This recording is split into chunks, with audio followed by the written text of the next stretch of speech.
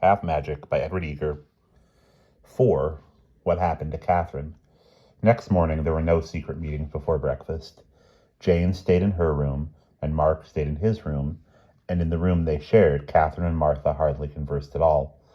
Each of the children was too busy making private plans and deciding on favorite wishes. Breakfast was eaten in silence, but not without the exchange of some excited looks. The children's mother was aware that something was in the air, and wondered what new trial lay in store for her. When their mother had gone to work, and the dishes and other loathly tasks were done, the 4 children gathered in Katherine and Martha's room. Katherine had already checked to see that the charm still lay in its cubbyhole, unharmed by any wish of mouse or termite. Jane had drawn up some rules. The wishes are to go by turns, she said. Nobody's to make any main wish that doesn't include all the rest of us. If there have to be any smaller wishes later on in the same adventure, the person who wished the main wish gets to make them, except in case of emergency, like if he loses the charm and one of the other ones finds it. I get to go first. Katherine had something to say about that. I don't see why, she said. You always get dibs on first because you're the oldest, and grown-ups always pick Martha because she's the baby, and Mark has a wonderful double life with all this and being a boy too.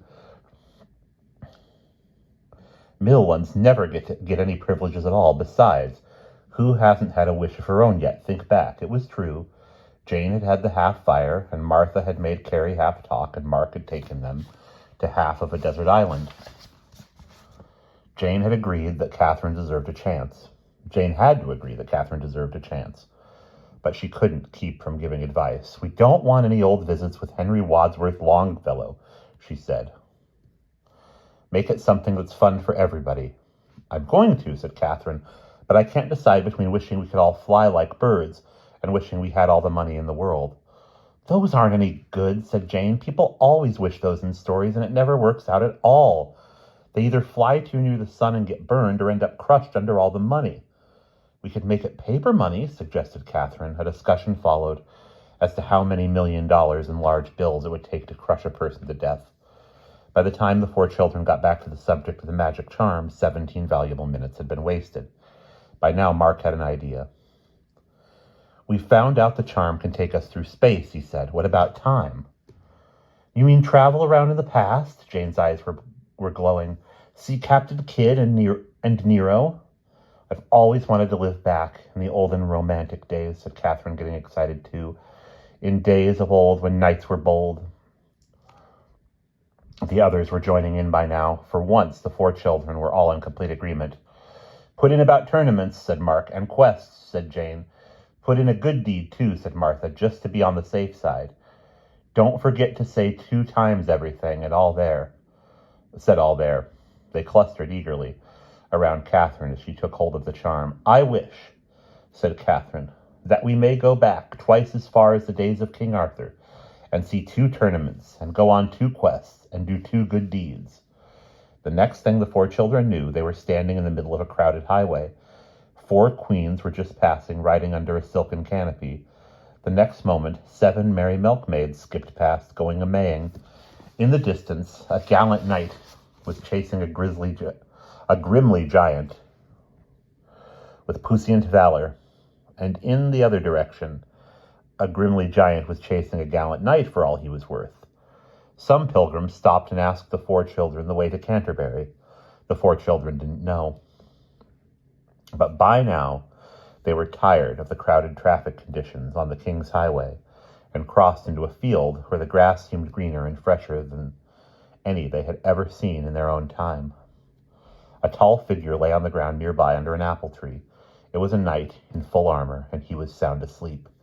The 4 children knew he was asleep because Martha lifted the visor of his helmet and peeked inside. A gentle snore issued forth. The knight's sword lay on the ground beside him, and Mark reached to pick it up. Immediately the sleeping knight awoke and sat up. Who steals my purse steals trash, he said. But who steals my sword steals honor itself. And him I will harry by wood and by water till I cleave him from his brain pan to his thigh bone. I beg your pardon, sir, said Mark. We didn't mean anything, said Jane. We're sorry, said Katherine. The knight rubbed his eyes with his mailed fist. Instead of the miscreant thief he had expected to see, he saw Mark and Jane and Katherine and Martha. Who be you? He said. Hath some grimly foe murdered me in my sleep? Am I in heaven? Be ye cherubim or seraphim? We be neither, said Katherine, and this is in heaven. We are 4 children. Pish, said the knight.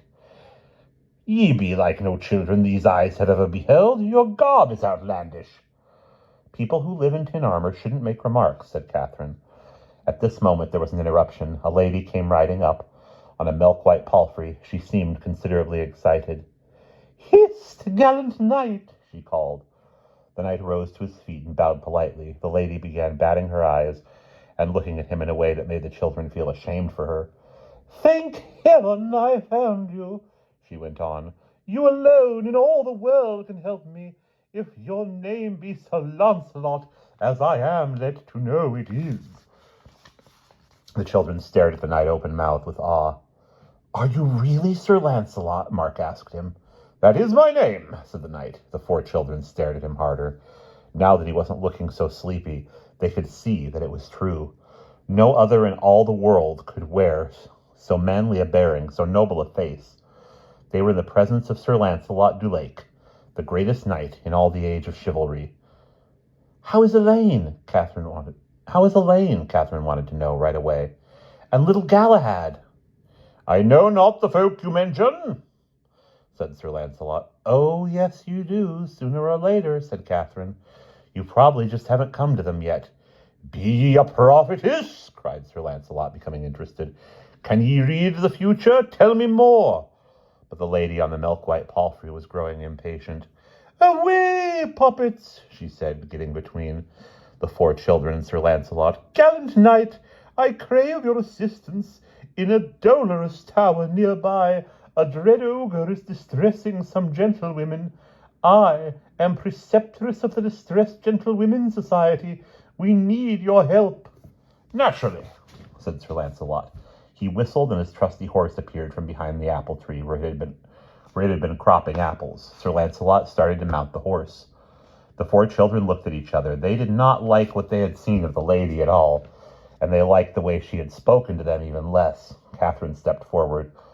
I wouldn't go if I were you, she said. It's probably a trap. The lady gave her an evil look. Even so, said Sir Lancelot. Needs must when duty calls. He adjusted his reins. Katherine drew herself up to her 4 full feet. To her full 4 feet 4. As you noticed before, I am a mighty prophetess, she cried, and I say unto you, go not where this lady bids. She will bring you nothing but disaster. I shall go where I please, said Sir Lancelot. So there, said the lady. You'll be sorry, said Katherine. Enough of parley, said Sir Lancelot. Never yet did Lancelot turn from a worthy quest. I know who ye be now. Ye be 4 false wizards come to me in the guise of children to tempt me from my course. 'Tis vain. Out of the way, flee, churls. Avaunt and quit my sight. Thy bones are marrowless. Giddy up. Sir Lancelot chirruped to his horse, and the lady chirruped to hers, and away they went, galloping down the king's highway. The 4 children had to scatter to both sides to avoid the flying hooves. Of course, it was but the work of a moment, and a simple problem of fractions for Katherine to wish they all had horses and could follow. Immediately they had, and they did. Sir Lancelot turned and saw the 4 children close at his heels, mounted now on 4 dashing chargers. Away, fiends, he said. Shan't, said Katherine. They went on. The 4 children had never ridden horseback before, but they found that it came to them quite easily, though Martha's horse was a bit big for her and she had trouble posting. And it was particularly interesting when, every time the lady started casting loving looks at Sir Lancelot, the children would ride up close behind and make jeering noises, and Sir Lancelot would turn in his saddle and shout, Begone, demons! At them. This happened every few minutes. Sir Lancelot seemed to get a little bit angrier each time. When they had ridden a goodly pace, they came to a dark wood, stretching along both sides of the highway. Just at the edge of the wood, the lady cried out that her horse had cast a shoe. Sir Lancelot reined in to go after her. The 4 children stopped at a safe distance. Just as Sir Lancelot was dismounting, 3 knights rode out of the wood. One was dressed all in red, one in green, and one in black. Before the children could cry out, the knights rushed at Sir Lancelot from behind. It was 3 against 1 and most unfair, but even so, Sir Lancelot's strength would have been as the strength of at least 9 if he hadn't been taken by surprise. As it was, he had no time even to touch his hand to his sword before the 3 knights had seized and disarmed him, bound him hand and foot, flung him across the saddle of his own horse, and galloped off into the wood with him, a hapless prisoner. The lady turned on the 4 children. "Ha ha!" she cried. "Now they will take him to my castle, where he will lie in a deep dungeon and be beaten every day with thorns. And so we shall serve all knights of the Round Table who happen this way. Death to King Arthur!" "Why, you false thing, you," said Jane. "I told him so," said Katherine. "Let's go home," said Martha. "No, we have to rescue him," said Mark. "Ho, ho!" said the lady. "Just you try it. Your magic is a mere nothing compared with mine, elf spawn. Know that I am the great enchantress Morgan Le Fay." "You would be," said Katherine, who didn't like being called elf spawn, as who would. "I remember you in the books, always making trouble. I wish you'd go jump in a lake." Katherine wasn't thinking of the charm when she wished this, or she might have worded it differently. But that didn't stop the charm. "Good old charm," said Mark as he watched what happened. Morgan Le Fay didn't go jump in the lake. She merely fell in a pool. Luckily, there was a pool handy. She slid backwards off her horse and landed in it in a sitting position. And luckier still, the pool had a muddy bottom, and Morgan Le Fay stuck there long enough for Katherine to make another calmer wish, which was that she would stay stuck and unable to use any of her magic for twice as long as would be necessary.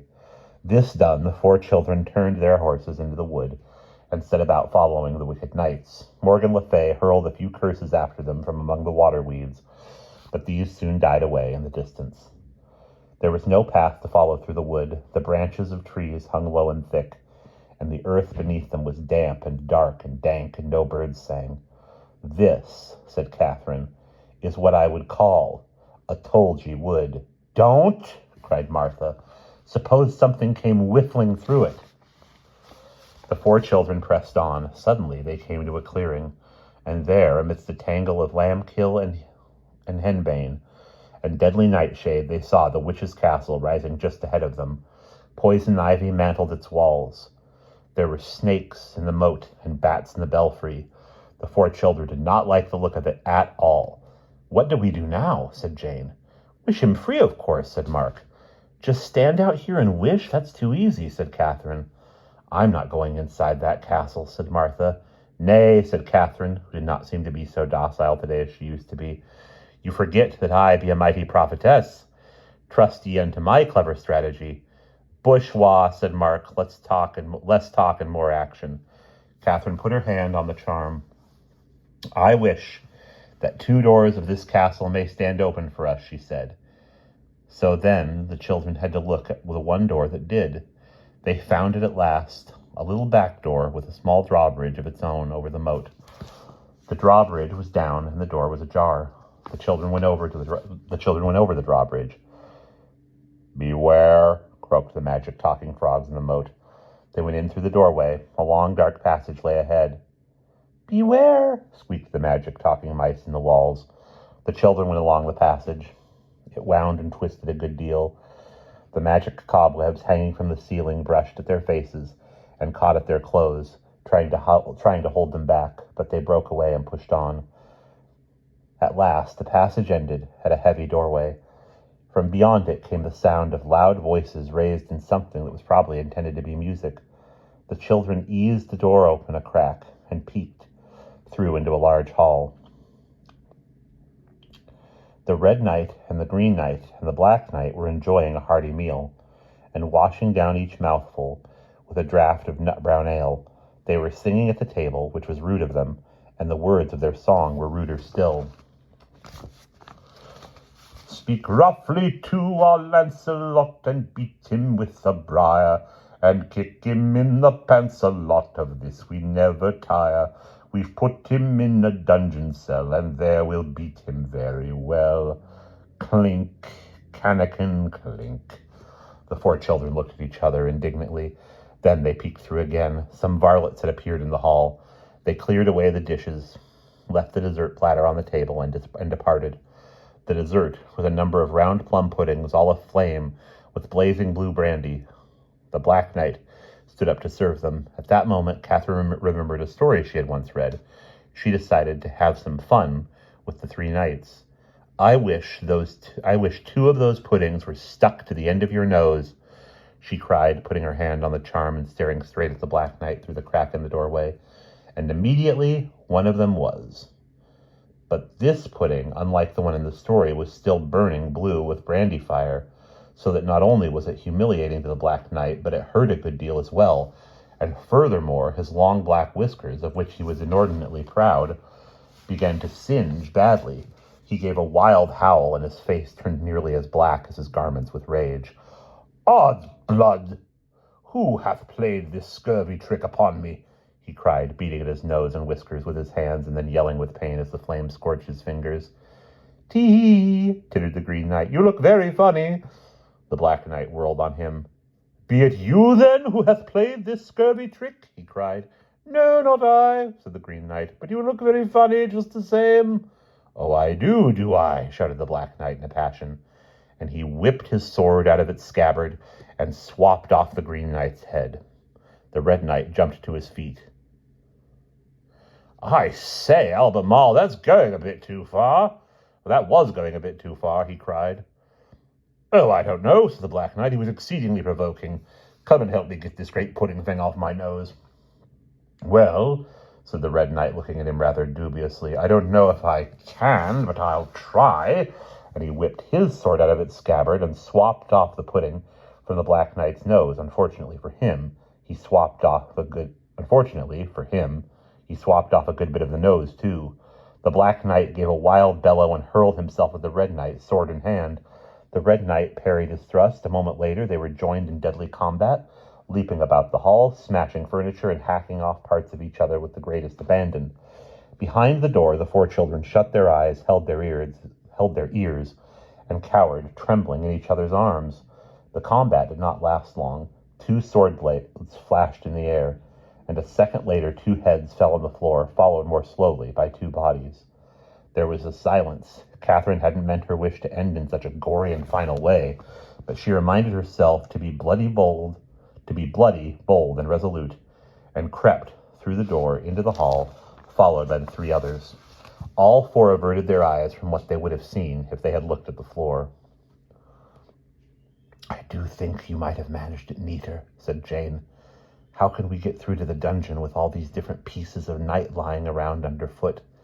"The point is that I managed it at all," said Katherine more cheerfully than she felt.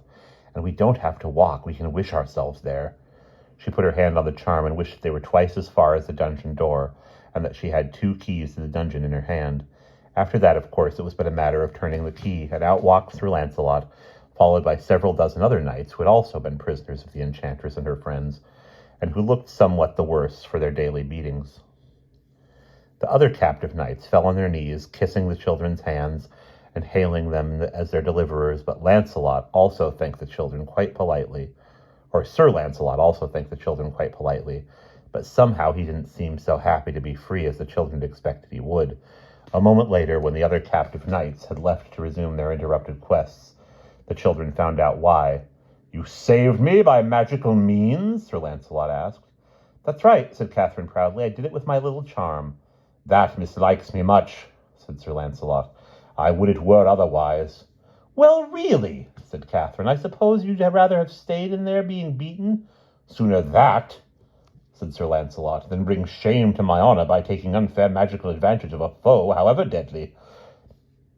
"Well, if you're that particular," said Katherine, annoyed, "I can easily put them back together again." And she led him into the great hall and showed him the different pieces of the 3 knights. "Please do so," said Sir Lancelot. "Shall I lock you up in the dungeon again?" asked Katherine sarcastically. "Doesn't it hurt your conscience that I set you free?" "That much advantage," said Sir Lancelot, "I think I can take. Some fair jailer's daughter would probably have let me out sooner or later anyway." "Oh, is that so?" said Katherine. "I'm sorry I troubled, I'm sure. Is there anything else?" "Well, yes," said Sir Lancelot. "You might just fetch me my sword and armor, which these cowardly knaves have taken from me." Thoroughly cross with him by now, Katherine wished the sword and armor back on him, Then, working out the fractions carefully, she spoke the wish that was to bring the red knight, the green knight, and the black knight back to life. It was very interesting watching the different pieces of the different colored knights reassembling themselves on the hall floor, and the 4 children were sorry when it was over. But by then, something even more interesting was going on, because by then Sir Lancelot was fighting the 3 knights single-handed, and that was a sight worth coming back many centuries to see. Sir Lancelot did not seem to appreciate the 4 children's interest, however. "Go away, thank you very much, goodbye," he called, pinning the Green Knight against the wall with the table and holding the red and black ones at bay with his sword. "Can't we help?" Mark wanted to know. "No, go away," said Sir Lancelot, cracking the red knight on the pate, thwacking the black knight in the chest with his backhand swing and leaping over the table to take a whack at the green one. "Can't we even watch?" Jane wailed. "No, it makes me nervous. I want to be alone," said Sir Lancelot, ducking under the table to send the red knight sprawling, then turning to face the black and green ones again. Katherine sighed and made a wish. Next moment, the 4 children were on their horses once more, riding along the King's Highway. "We might have at least waited in the yard," complained Martha. "Now we'll never know how it ended." "He'll come out on top. Trust him," said Katherine. "I do get tired of people who are always right all the time. Anyway, we'll be seeing him again, I imagine, at the tournament." "Gee, yes, the tournament. I was forgetting," said Mark. "Who do you suppose it'll be? Or when do you suppose it'll be? Not for weeks, maybe, by the time here," said Katherine, "but with us, a mere wish on the charm." And she merely wished. And we'll pause there.